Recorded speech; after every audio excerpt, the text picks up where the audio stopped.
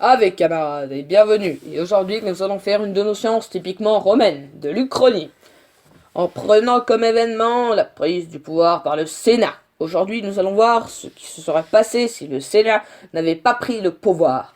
Et oui, nous allons voir à quoi ressemblerait un monde dans lequel Tarquin le Superbe était resté au trône. Tout d'abord, nous allons faire un peu de contexte. Le contexte du renversement de Tarquin est très particulier. En résumé, Tarquin n'était pas très populaire à la base, mais la goutte d'eau qui a fait déborder le vase, c'est que le neveu de Tarquin a violé la fille d'un patricien. Et le temps que Tarquin s'en rende compte, eh bien les patriciens se sont mobilisés, emportant avec eux tout le peuple, ce qui a viré Tarquin du trône sans problème.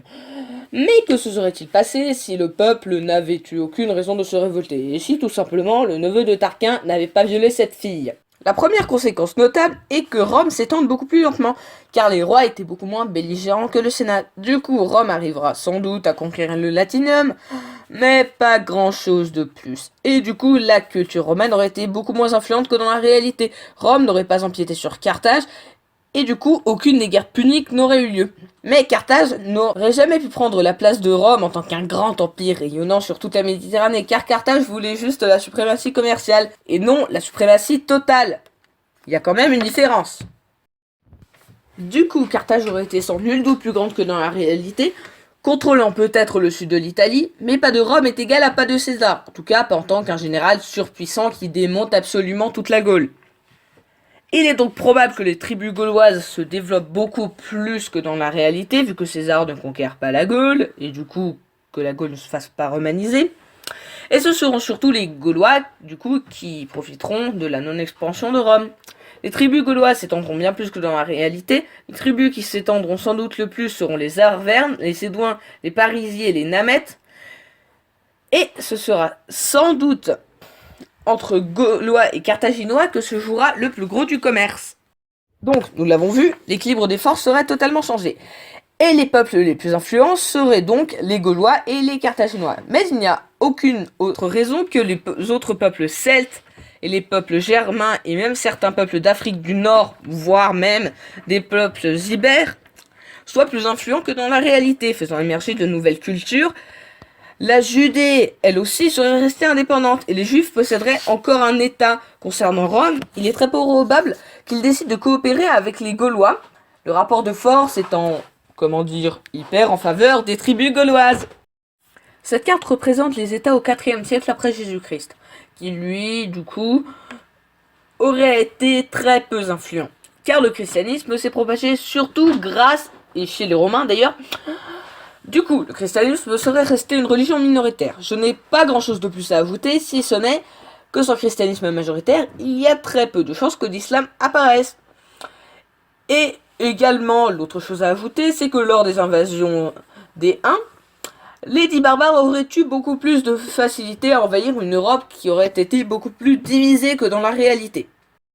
Du coup, pas d'empreinte romaine sur l'Europe égale pas de société féodale, et le système de référence serait sans doute le système tribal, et vu que le christianisme ne s'est pas très répandu, le pape n'est pas là pour unifier un peu l'Europe.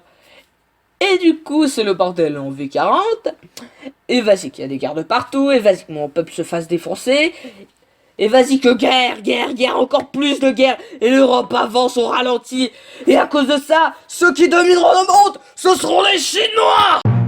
Bon, je vous la refais en mode sérieux. Sans cocaïne, etc., toi-même tu sais. Donc, vu que le progrès technologique est à la ramasse, faut le dire, hein, l'Extrême-Orient prend le dessus sur le plan technologique, et grâce à ça, les premiers à mettre le pied-à-terre en Amérique seront sans nul doute les Chinois. Mais quand mettront-ils ce pied-à-terre? Eh bien, c'est à partir de là que ça se corse et qu'il y a plein de divergences possibles. Bon, on va dire que les Chinois mettent le pied à terre pendant l'âge d'or de leur exploration réelle, c'est-à-dire vers le 15e siècle. Mais il est très peu probable que les Chinois colonisent l'Amérique, car ils préféraient avoir des relations commerciales avec les autres peuples.